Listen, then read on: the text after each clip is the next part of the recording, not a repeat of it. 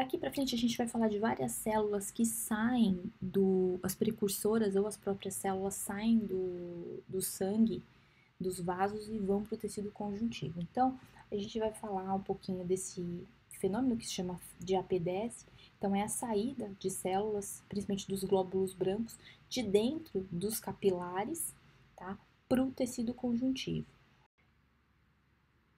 Bom, então esse vídeo aqui, ele mostra justamente isso. A gente tem o vaso, né? Então aqui a gente tem as células endoteliais apoiadas sobre uma lâmina basal, delimitando o vaso, e aqui são células, são glóbulos brancos ou leucócitos que vão então circular, vão tá circulando aqui no sangue, tá? Nos capilares, e aí surgiu aqui um sítio de inflamação.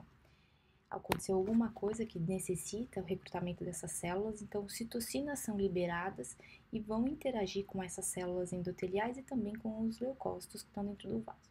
As células endoteliais, elas vão ficar mais adesivas, tá? Vão começar a expressar moléculas que chamam selectinas e que vão se ligar então nesses leucócitos. Os leucócitos também vão ser ativados e vão começar a expressar moléculas. Isso vai fazer com que tenha a diminuição da velocidade desses leucócitos que estão aqui mais próximos das células endoteliais, que a gente chama na periferia do sangue, tá?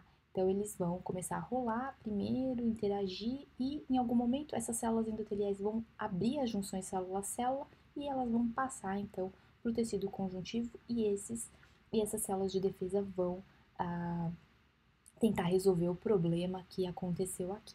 Tá? Então, essa é a diapedese, a saída dessas células do vaso em direção ao tecido conjuntivo.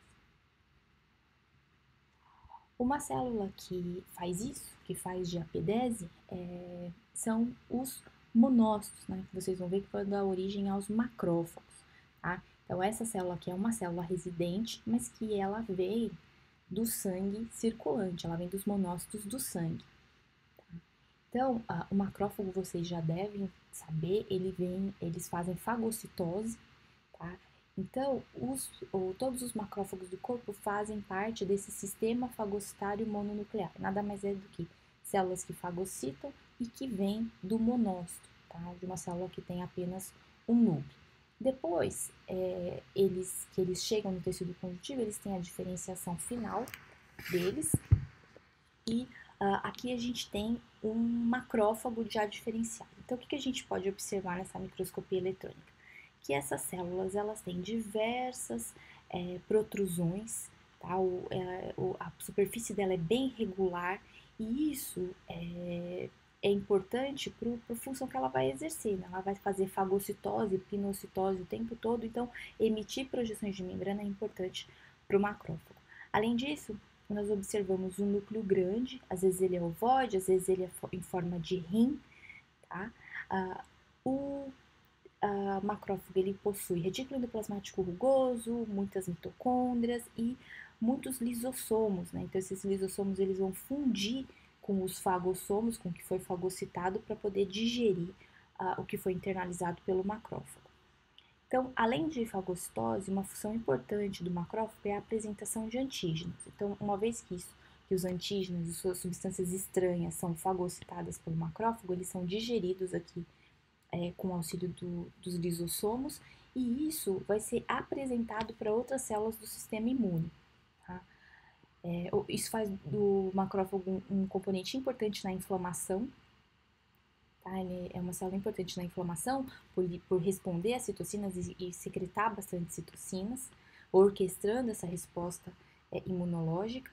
E os macrófagos eles recebem nomes especiais dependendo da localização. Então, lá no fígado, o macrófago do fígado recebe o nome de célula de Kupffer. No sistema nervoso central, de microglia. No osso, de osteoclasto. No linfonodo, de célula dendrítica. E na pele ou mucosa, a célula de Langerhans. A gente tem um videozinho rápido aqui para poder mostrar essa atividade de fagocitose. Então, em preto aqui a gente está vendo várias bactérias em uma célula bem grande. Olha, o macrófago ele é bem grande. Vocês podem ver as protrusões de membrana que são emitidas para poder fagocitar essas outras células aqui, e a gente pode observar que tudo isso aqui vai para vesículas fagocíticas, né? Então a gente não está vendo, mas os lisossomos estão fundindo com essas vesículas e essas bactérias então estão sendo digeridas aqui no interior desse macrófago. Tá?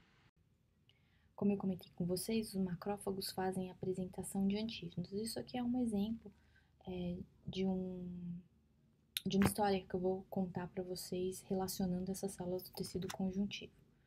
Então, a gente tem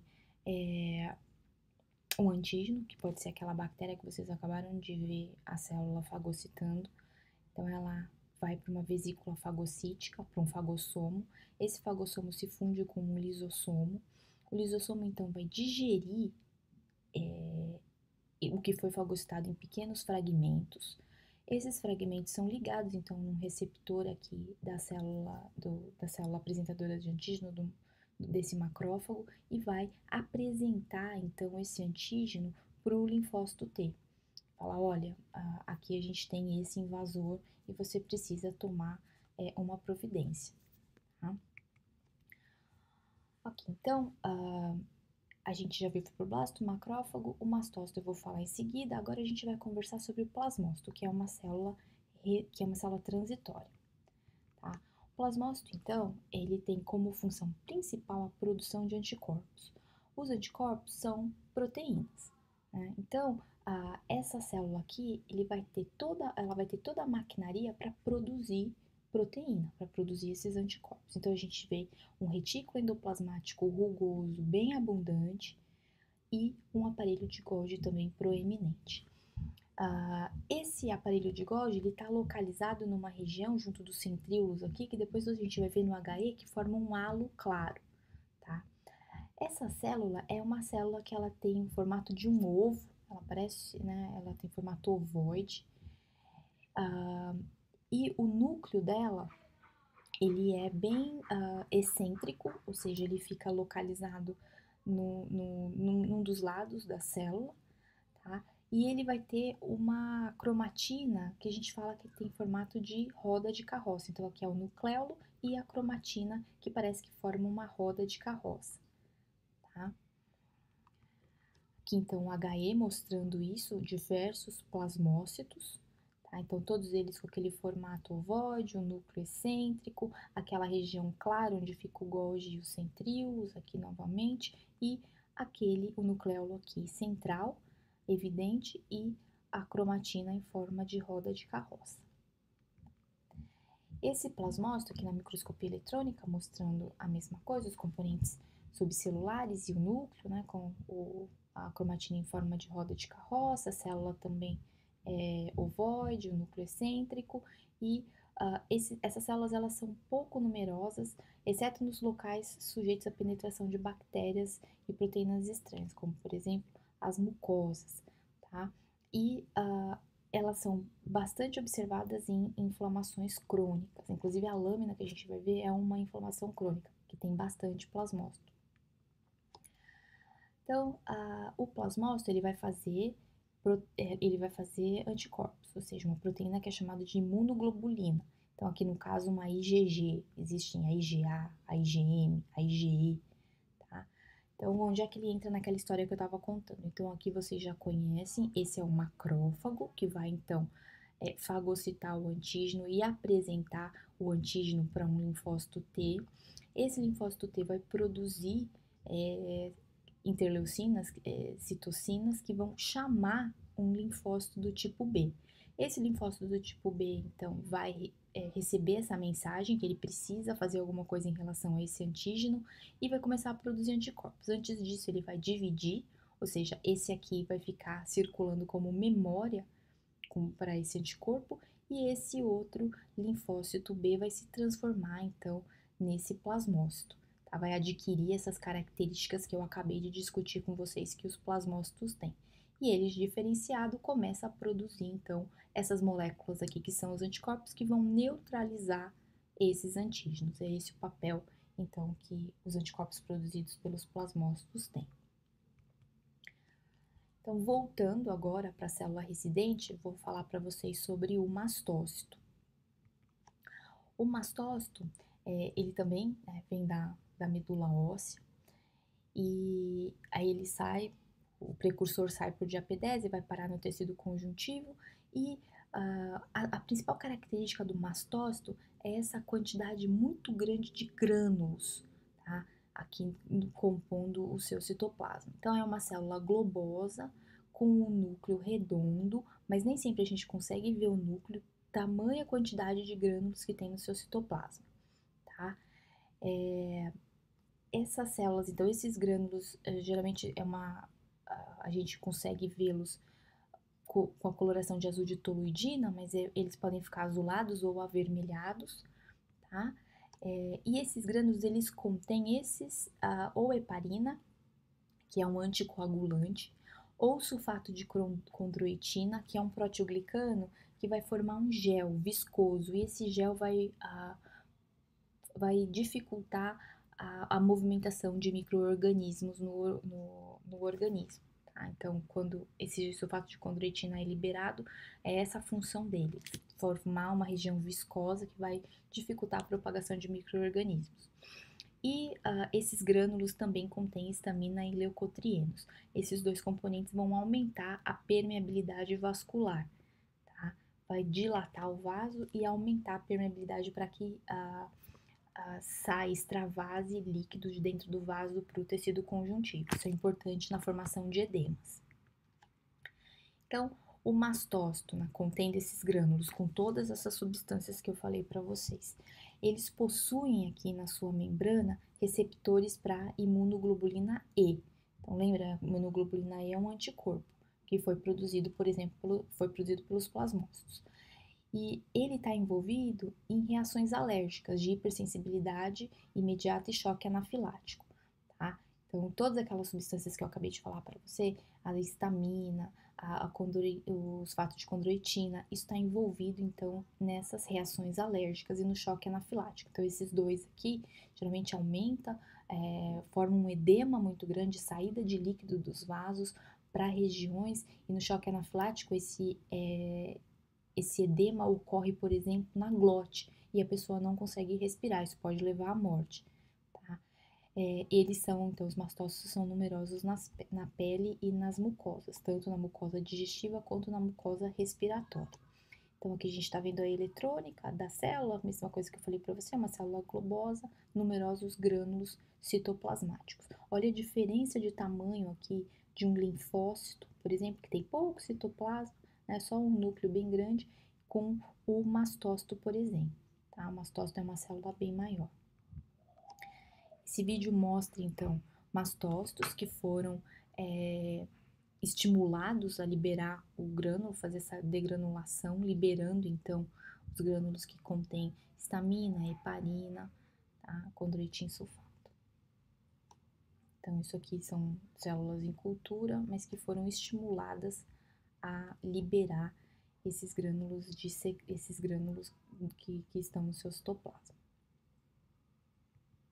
Então, como é que isso acontece? Como é que ocorre essa secreção? Então, aqui a gente tem uma mastose, a gente não consegue ver os grânulos, eles foram omitidos desse desenho, tá? Então, como eu contei para vocês, os mastócitos, eles têm receptores para imunoglobulina E, e isso aqui ocorre em etapas. Então, a primeira etapa é a exposição pela primeira vez do antígeno. Então, não sei se vocês já ouviram falar que a pessoa, antes dela ter uma reação alérgica, ela tem que ser exposta num primeiro momento antes, tá? Então, nessa primeira exposição, o que vai acontecer? O plasmócito vai fazer o anticorpo. Então, esse antígeno vai ser reconhecido pelo macrófago, o macrófago vai apresentar para o linfócito T, o linfócito T apresenta para o linfócito B, o linfócito B se transforma em plasmócito e produz, então, os anticorpos. Esse anticorpo, então, é um IgE, vai se ligar nesse receptor para IgE que tem na superfície do mastócito, tá? E aí, ocorre a segunda exposição, ou seja, a segunda vez que a pessoa vai ser exposta àquele antígeno. E o antígeno, então, vai ligar nesse anticorpo aqui, que está ligado no receptor. E isso vai desencadear, a ligação desse antígeno no anticorpo vai desencadear uma reação, tá, que vai culminar na liberação, então, no aumento de cálcio citoplasmático e na fusão desses grânulos e na liberação, então, dos componentes que a gente já comentou, tá? Que tem uma importância na resposta alérgica, tá bom? Então, aqui a gente tem um vídeo que resume tudo isso, tá bom? Que a gente falou hoje na aula. Então, é um vídeo de alergia, falando, então, que é o sistema imune respondendo a algum estímulo. Tem várias razões, né, que podem causar alergia. Aqui a gente está vendo a primeira exposição.